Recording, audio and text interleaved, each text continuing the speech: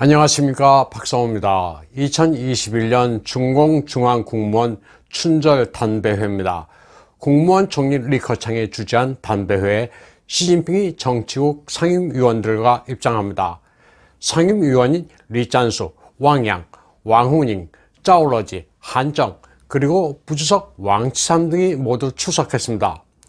시진핑을 비롯한 지도부나 단배회에 모인 간부들이나 모두 마스크는 전혀 착용하지 않았습니다. 이 장면을 보면 우한 폐렴은 완전히 사라진 듯한 느낌입니다. 시진핑은 이 자리에서 소강사회를 전면 건설하고 중화민족의 위대한 부흥을 위해 분투하자고 말했습니다. 그런데 이 단배회를 자세히 보면 놀라운 장면을 발견할 수 있습니다. 시진핑과 정치국 상임위원들이 앉는 헤드 테이블 바로 뒤 여러 테이블에 검은색 양복을 입은 이들이 앉아 있습니다. 중란 하에 경호원들로 추정됩니다. 보통 경호원들은 인민대회당 식장 복도에나 배치되는 게 상식인데 헤드 테이블을 등지고 행사 테이블에 여러 명이 앉아 있습니다. 중공 분석가들은 이 장면을 심상치 않게 받아들이고 있습니다. 암살 위협에 대비해 경호원을 배치했다고 보기에는 정도가 다소 과합니다. 혹시라도 딴 생각 먹지 말라는 보여주기 차원으로 분석됩니다. 중공 관영 CCTV의 춘절 프로그램을 보면 마치 태평성세를 구가하고 있는 듯합니다. 중공 선전 매체 춘절구호는 허순, 쯔샹, 싱푸메이만 중원인입니다.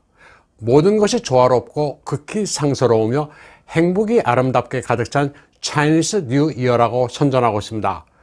춘절을 맞아 고향을 찾는 이들의 모습이 정겨워 보이지만 현실과는 180도 다릅니다. 여러 도시의 농민공들은 고향으로 돌아가지도 못하고 있습니다.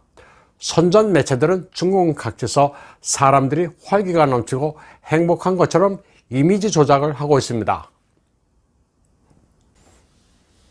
중공 관영 CCTV의 춘제 완후의 프로그램을 보면 소해해를 맞아 더욱 공격적으로 공세를 펼치겠다는 의도가 묻어나고 있습니다. 세트 현판에는 우기충천이라고 쓰여 있습니다. 가수와 로봇이 함께 퍼포먼스를 벌이는 장면을 연출했습니다. AI를 비롯한 하이테크 분야에서 약진하고 있다는 자신감을 과시했습니다. 춘제 완후에서는 중공과 아프리카의 우호를 강조한다면서 아프리카 전통 무용도 선보였습니다. 그런데 출연한 이들은 모두 얼굴 시커멓게 칠한 중공 사람들입니다. 나는 중국인과 중국을 사랑한다고 외치는 중국인 배우의 대사가 아프리카에 대한 조롱이라는 비난이 일었습니다. 그러자 중공 외교부가 나서서 이를 급히 진화했습니다.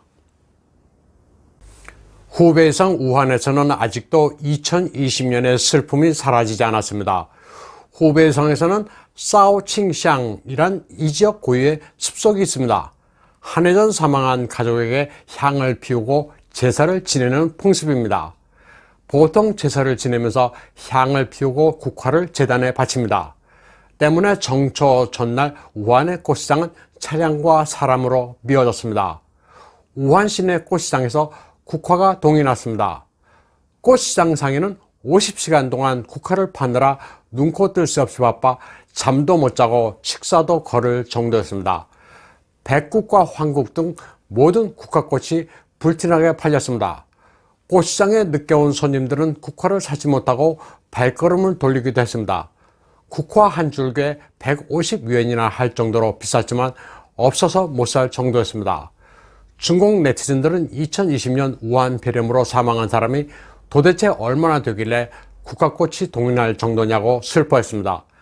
바로 1년 전 수많은 사람들이 죽어나가는 바람에 화장터가 밤낮도 없이 가동됐었던 일들을 우한 시민들은 되새겼습니다. 우한 폐렴 희생자 수는 정부의 공식 발표보다 10배 이상 더 많을 것으로 전문가들은 보고 있습니다. 관영 매체들은 태평성대가 찾아온 것으로 분식하면서 보복성 소비로 경기가 되살아나고 있다는 식으로 보도했습니다. 꽃시장이 아주 장사가 잘 된다고만 보도했을 뿐 제사에 쓰는 국화는 언급조차 하지 않았습니다. 이에 대해 네티즌들은 사람들이 왜 정초 전날 한밤중에 꽃을 사려고 난리가 났는지 정부가 애써 모른 체 하고 있다고 분개했습니다. 한밤중에 미쳤다고 꽃을 사려고 북새통을 빚느냐, 정초 새벽 0시 55분에 꽃시장이 차량으로 미어터진 이유를 알아야 한다고 말했습니다. 우한에서는 새해 첫날 집 대문에 내거는 춘년도 조문이 압도적으로 많았습니다. 오른편 붉은 바탕이 춘년입니다. 다른 색깔은 모두 2020년 사망한 사람들을 기리는 조문입니다. 재해의 밤 하얼빈의 아파트 단지입니다. 우한 폐렴이 휩쓸고 있는 와중에 겁에 질린 주민들이 짜야오로 외치고 있습니다. 아파트 단지가 주민들의 함성으로 요란합니다. 귀곡성을 방불케 하고 있습니다. 공포에 질린 주민들이 소리를 지름으로써 스스로 위안을 하고 있는 살 풍경입니다. 허베이성 수저장시에서는 새해 첫날부터 가가호호 봉인 스티커를 붙이고 있습니다. 시내에서는 2020년에 RNA 검사를 받지 못한 시민들이 줄을 서서 검사를 받고 있습니다. 베이징시 따신구의 한 아파트 단지 주변은 고위험 지역으로 판정돼 완전 봉쇄됐습니다. 벌써 2주 넘게 락다운 중인데 갇혀서 나가지도 못하는 시민은 2만 명 이상인 것으로 알려지고 있습니다. 많은 중국인들이 제정신이 아닙니다. 2월 8일 후베이성 당양시의 한 하천입니다. 주민들이 배를 타고 뜰채로 뭔가를 건지고 있습니다. 생선이 아닌 지폐더미입니다. 누군가 100위안짜리 지폐를 버린 바람에 주민들이 저마다 이를 가지려고 북새통입니다. 경찰 조사 결과 이 돈들은 한 부부가 다투다 정신병으로 발작을 일으키는 바람에 하천에 던져버린 것으로 밝혀졌습니다. 경찰은 이 돈을 수거한 주민들에게 자진 신고할 것을 당부했습니다. 2월 7일에는 가짜 배추 영상도 인터넷에 올라왔습니다. 비닐 비슷한 화공약품으로 만든 가짜 배추입니다. 진짜 배추와 외견상으로는 구분할 수 없을 정도로 잘 만들었습니다. 가짜 배추는 뜨거운 물에 담그면 바로 흐물흐물해집니다. 중공에서는 배추뿐만 아니라 여러 식재료들을 가짜로 만들기도 합니다. 2월 9일 산시 윈청에서는 가짜 미역도 발견됐습니다.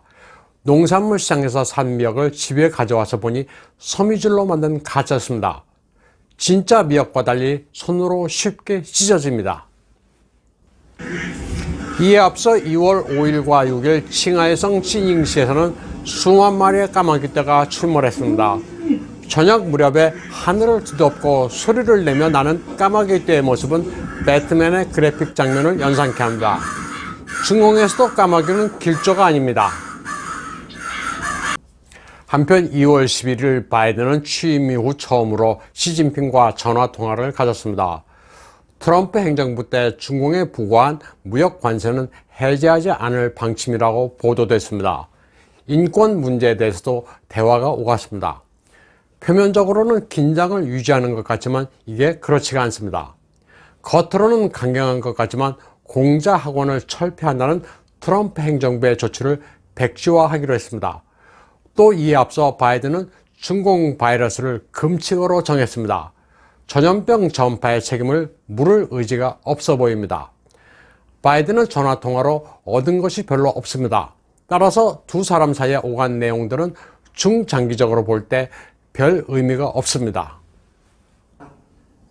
시진핑과 바이든의 전화통화를 어떻게 볼지는 사실 간단합니다. 내용은 그리 중요치 않습니다.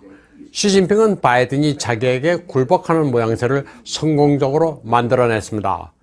중국의 망명부호 고원구이는 이를 쏘앙구이 전화로 규정지었습니다. 쏘앙구이란 말은 두 개의 의식, 정해진 시간, 정해진 장소를 의미합니다. 이 쏘앙구이란 것은 중공에서 공안기관이 정적을 조사할 때 사용하는 방식입니다. 공안기관이 숙청 대상에게 조사할 것이 있다면서 정해진 시간과 장소에 출석하라는 통지를 합니다. 중공에서 고관 대작이 쏘앙구이 통지를 받으면 공포에 자살도 많이 합니다.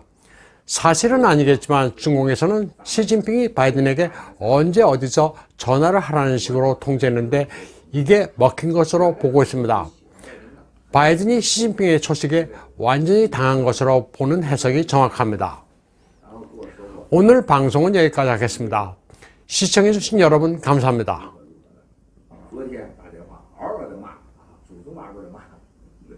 추워서 자리를 안 보도